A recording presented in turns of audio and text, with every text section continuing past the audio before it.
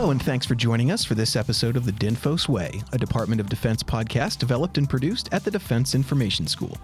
This program is dedicated to developing and showcasing the skills of military communicators, public affairs professionals, and industry experts from all over the world. I'm your host, Jack Rouse. I'm a former Navy and civilian journalist and a current training specialist here at DINFOS. Joining us today is Colonel Jennifer Bocanegra, a former DINFOS instructor and director of training, who's currently the public affairs director for I-Corps at JBLM in Washington State. Colonel Bocanegra is a public affairs master who has honed her skills at some of the most interesting and complex assignments in the military today. She has served at the First Cavalry Division, NATO Special Operations Component Command Afghanistan, and the U.S. Special Operations Command, among many others. She's here with us to share her knowledge and experience while digging into some of the public affairs challenges we face today and expanding upon the critical role communicators play in the information space. Colonel, thank you for joining us. Thank you so much. This is a great opportunity to talk to the schoolhouse. I've been through there in 2009 initially as a public affairs student with the public affairs qualification course, and then I had an opportunity to serve there and instruct future public affairs professionals from 2016 through 2019, which was an amazing experience. DINFOS is a great organization with a team of talented professionals, and as you know, the information environment is constantly evolving, and so we are forced to lean forward and constantly refine our skills to adapt to the modern techniques and tactics that are being used, especially looking at our competition and conflict as well. Mm-hmm. Absolutely, and that's why I'm glad you're here because, we'll get into it in a second, but you've written some articles recently that I think we're going to pull some stuff from that I think would be really valuable for our listeners. So again, thank you for joining us. And first thing I would say is if you could quickly just give us a summary of your career and how you came to be where you are today.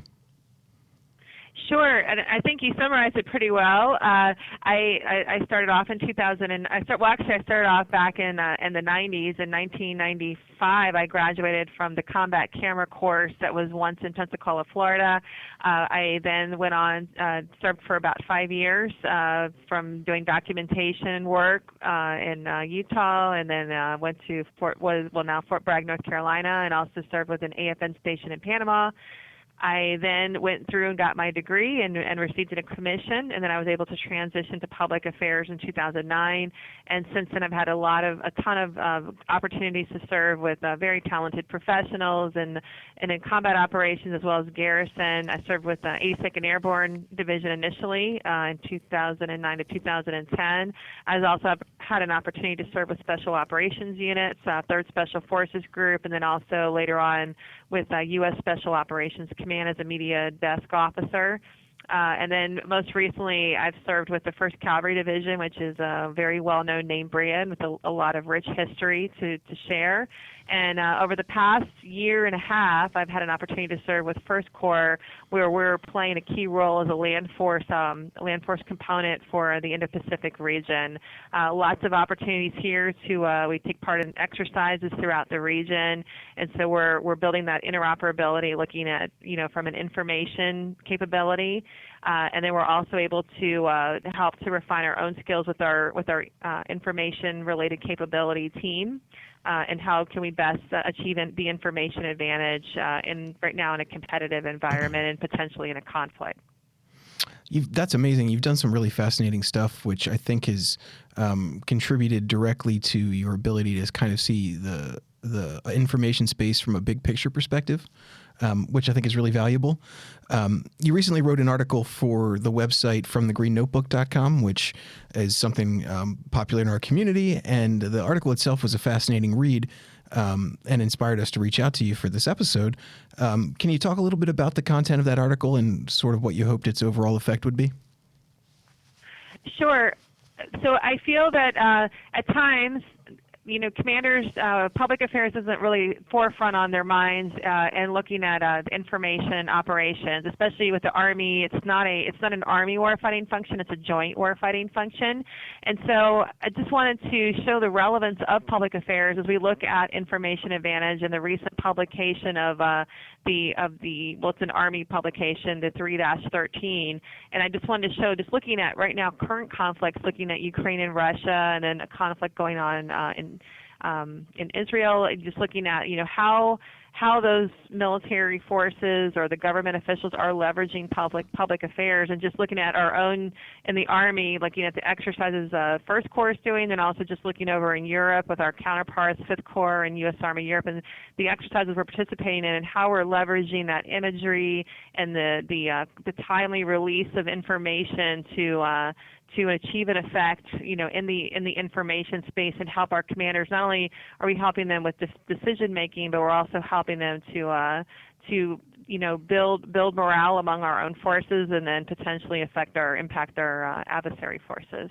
Absolutely. In the article, you mentioned that the evolution of public affairs is obviously made it a key component of what's happening in information warfare. How has the transformation of the information space and our information warfare goals affected how public affairs professionals operate in the service today? Definitely. I feel, as looking at when I first came in 2009, that's when social media was very new, and it wasn't as built up. And looking at today's environment, public affairs are almost on watch 24/7 with information, especially coming through non-traditional channels with social media platforms. We look at our own leadership, our president and our Department of Defense leaders are all communicating over social media platforms or non-traditional, and so we're constantly being called on to watch and again provide our commanders that information, kind of an update to help them with decision making, and then we're assessing where can public affairs apply and help to put shape the narrative in the public perception of our organizations, and then help to shape the narrative as we would like it to achieve effects in the information space. And a big role for public affairs is definitely counting mis and disinformation and propaganda. We see this from competing nations. Unfortunately there's a lot of false information that goes out. I think we're definitely, as public affairs, that's our charge to put out that timely, accurate information. So number one, we have to monitor, and then we have to be prepared to respond with the correct information. That way we're gaining support for our organization, and we're also ensuring that the right information is going out through public news channels. And what are some ways, maybe some examples you can give us of ways that public affairs professionals have managed to really clarify those military objectives and help maintain public support during those complex operations? So in the article, and unfortunately, not that we're not in a conflict, but I cited examples from the Russia-Ukraine conflict. As we know, this is constantly evolving and changing. But early on, when you look at President Zelensky and Ukraine, and what they have done was just very proactively gone out and to advocate for their case, to show that what Russia was doing in their country. And I think initially I think they were very successful in gaining support and building trust with their efforts. Of course, as we know, this is an evolving conflict, and the information environment is constantly adjusting with the narrative. I think they did a good job of shaping the global narrative and gaining support, including money, funding, and weapon systems to help with their efforts to push back on Russia following the initial invasion. Looking within this Joint Base Lewis-McChord as the power projection platform for the Indo-Pacific region. We've looked at some of the things the first multi-domain task force has done recently. One thing that's kind of resonating in the news a few times is they did deploy their mid-range missile system over to the Philippines during Exercise Salaknib last spring. We continue to see this come up in Indo-Pacific regional news, where China views this as a threat. So in that way, they did leverage this deployment of their MRC to send a strategic message. Speaking from my sister service, the Navy, we often see placement of their ships, to send a strategic message, to our competing nations or potentially to adversaries. We also had 11th Airborne Division, which I cited in my article. 11th Airborne Division also quickly did an airborne operation, or joint forcible airborne entry into the Aleutian Islands last fall. This was a quick, just a display of their capability and kind of a power projection to show what that division was capable of doing if called upon to provide security or to deter adversary aggression. That's fascinating. And when you're doing those kinds of operations and you're participating in that stuff as a public affairs professional, how do you balance the need for operational security with our goal of obviously maximum disclosure, minimum delay? Absolutely. I think it's very important to work alongside in your staff. You really have to build those relationships, especially with your intel officers, your legal team, and your operations officers, and always make sure that as the information that you want to put out, you're definitely screening that and kind of looking ahead at what are the second and third order effects of this information I want to share, like looking at garrison operations when you have a soldier that's initially arrested. Okay, you understand like you're legally responsible to share information with the public, but I think you can shape that information, and work alongside with your fellow staff members to provide the best information to the public, while honoring being transparent and honest. You're also shaping the narrative for how that information is going out.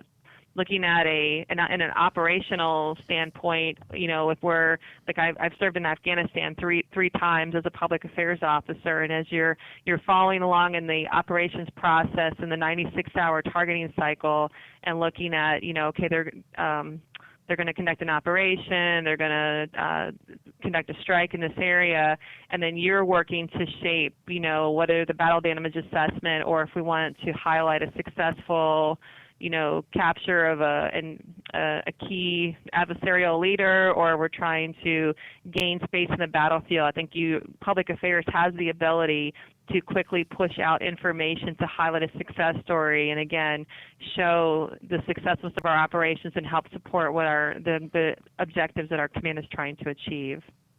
And you also mentioned how important it is to counter enemy mis and disinformation. Can you share any specific tactics that you've seen that do that effectively? Yes, I think and then just looking, we can participate in a warfighter exercise with teams from First Special Forces Group, 11th Airborne Division, 5th Security Assistance Force Brigade, and 25th Infantry Division, and just around the clock monitoring of the information going out, and again being part of the planning process. So we were quick, looking through a simulation. We were quickly releasing information, to highlight, operational successes that were taking place, and then as we're seeing adversarial, mis and disinformation, we're training our soldiers to quickly respond with what the accurate information is to help prevent the false narratives from spreading and correct them. And I think the key is to building trust with your audiences by constantly, being honoring that timely, truthful, accurate release of information. Absolutely. Another thing that you do and have done is urge commanders to integrate public affairs into operational planning as well. We don't often think about that as the boots on the ground public affairs professionals that we sometimes are. So another reason I think it's you have a unique perspective. What sort of specific actions can commanders take, do you think, that would ensure public affairs is being effectively included in their strategies? So public affairs definitely needs a seat at the table, especially, and a lot of times, again, the commander is thinking about many things, and speaking for an Army side of it, their lethal capability tends to be foremost in their mind. I think for a public affairs professional, you need to go in and make sure that you're part of these targeting meetings as they're planning out operations going out within the next 4 to next 96 to 24 hours. You should be integrated in that planning process, and then working alongside the other non-kinetic teams to make sure that you're not committing information fratricide. So looking at what public affairs message or imagery could be captured to support this operation, and when would it be appropriate to release that to help amplify the success of that operation and achieve an effect. And so definitely being part of the targeting process, part of the daily operational synchronization meetings, and just as you apply yourself, listening to what your commander's focus area, understanding your commander's intent, and then that way you can help to shape the public affairs effort. So you're a valuable asset to the team. And then commanders, just helping your commander by providing situational updates, showing them in a very organized report of, hey, this is the imagery we captured, here are links, this is some of the external news coverage, these are some of the social media products that we've pushed out to help you achieve an effect, in the information space alongside of the kinetic effects you've achieved through this operation. We've talked in the past about social media and our digital platforms and how effective they are when it comes to releasing products and communicating.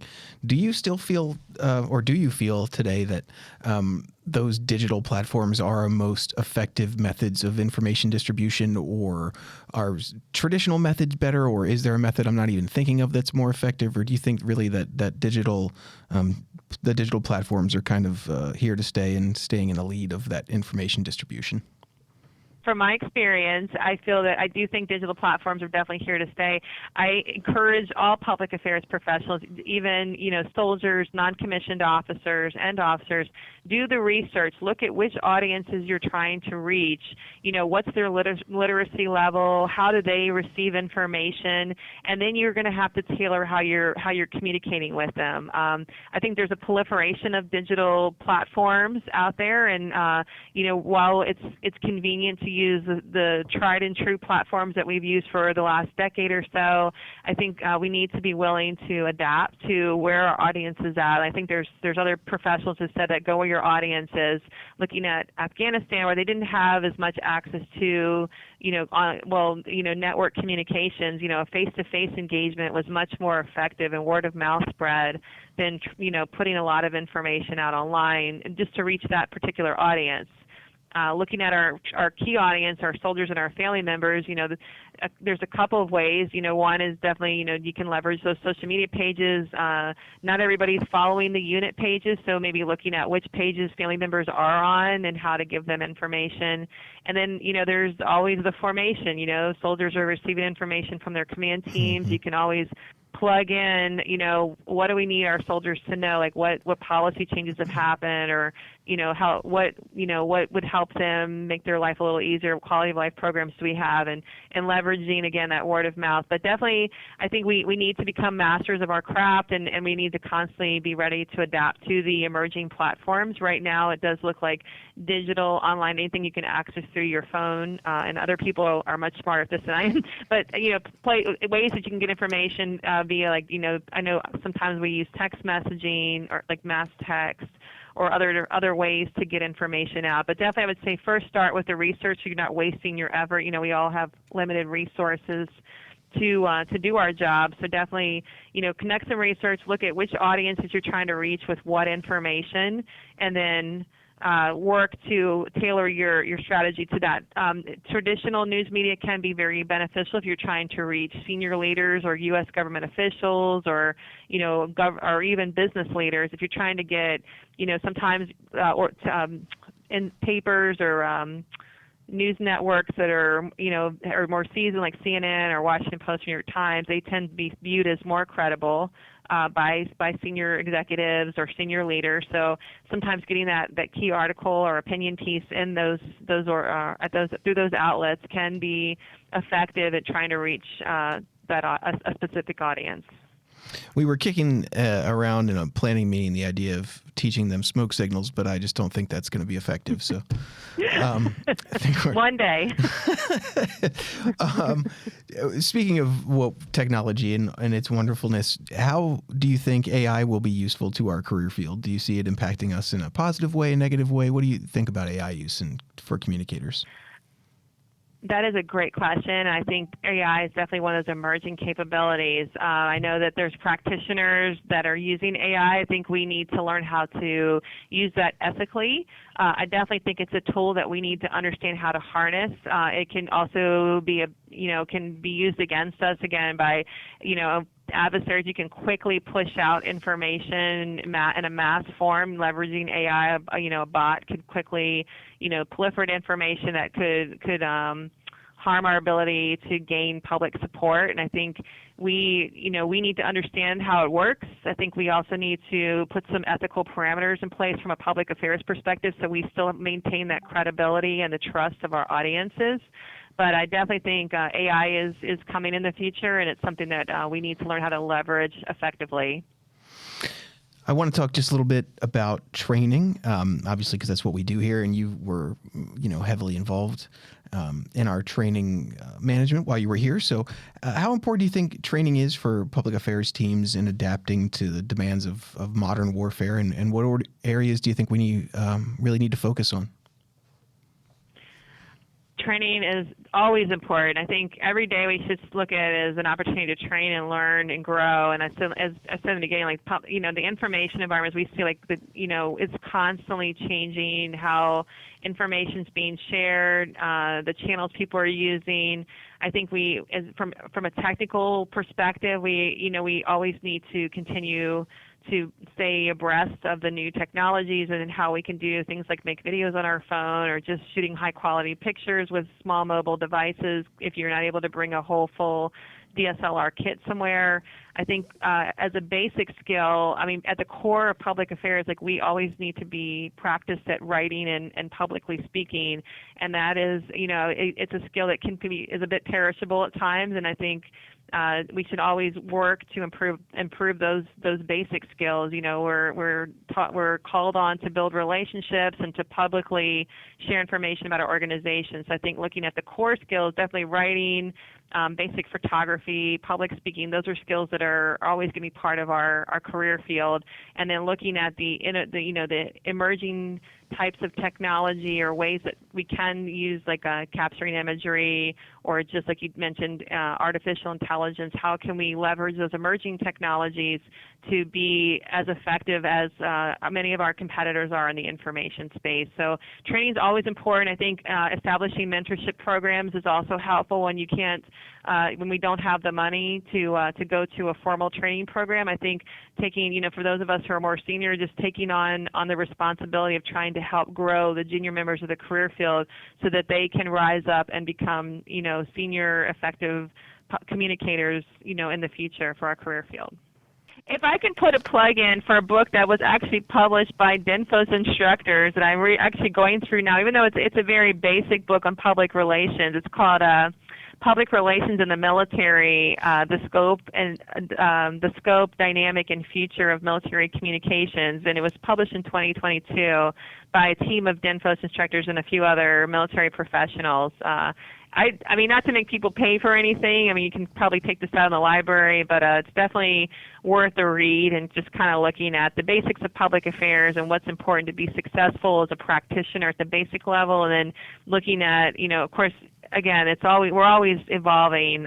So things like social media, like something that works really well today in 2025 may be antiquated within the next 12 months. So I think I think it's good. Talks at the core of, you want to gain that trust of the commander. You want to be seen as an advisor to the commander on your specialty area. Mm-hmm. So I think some of the leadership feedback I've received from general officers is, for me, I'm a staff officer. There's also leadership positions where you might have a detachment or something, but as a staff member, you definitely want to be the subject matter expert of your functional area. So trying to, just stay plugged in and always looking at how do I approach this from a public affairs perspective, and then don't be afraid to reach out to, again, those more seasoned professionals to get advice on how to handle different situations. Don't feel like you're on an island and you have to handle this complex situation by yourself.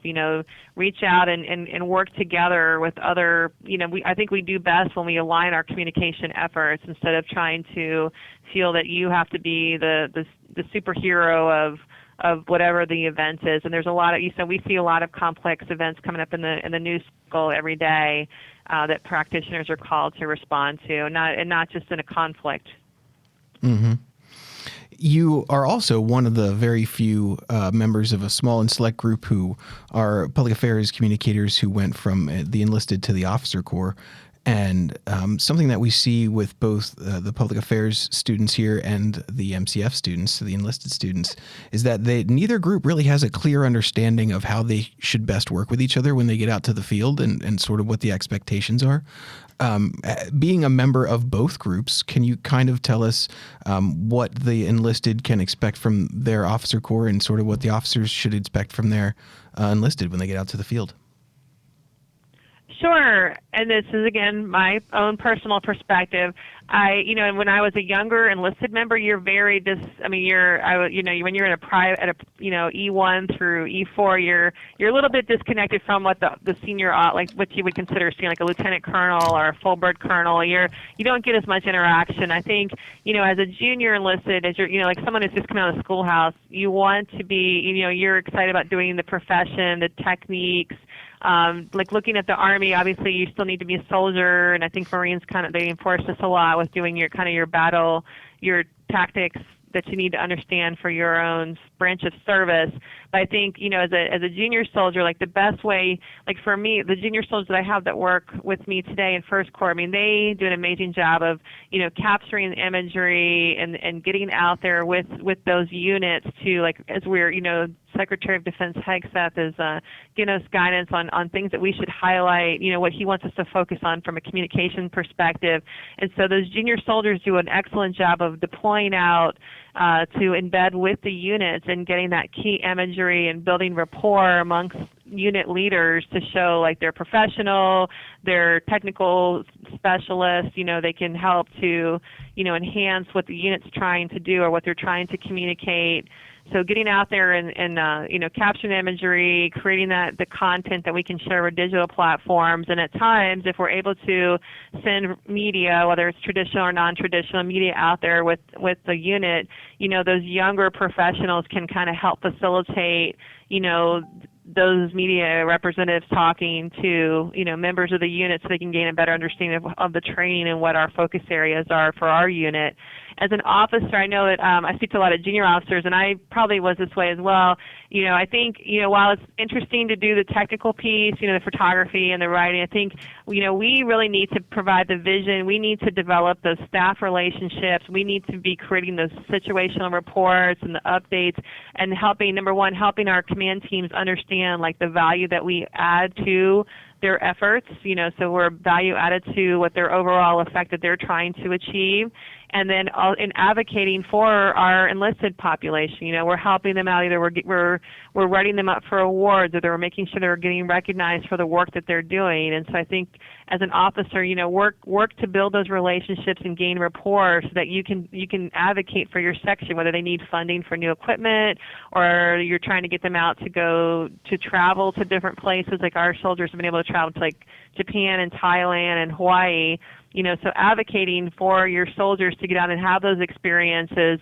And then I think the payoff is, your soldiers they're collecting that key content that helps, your command show, senior military leaders or American audiences at broad, the mission that we're doing and how we're being effective at accomplishing our mission.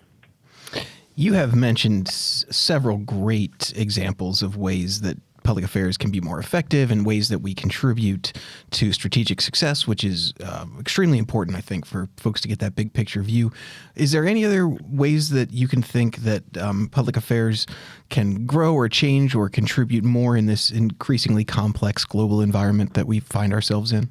Absolutely. Aside from, not to repeat things I said before, and I think what I'd like to say is, just really building those relationships. I think that, at the core of, besides writing and public speaking and photography, building those relationships. I've seen many public affairs either become very successful or kind of get pushed into the basement with the red stapler. I think making sure that you're and you're not always going to have a good connection with everybody in your organization. But I think showing your value added. But I think really proactively going around to the, even if you're an NCO or or a soldier, like just meeting and engaging with people and and kind of helping to educate them on what you do to support the staff, what your role is.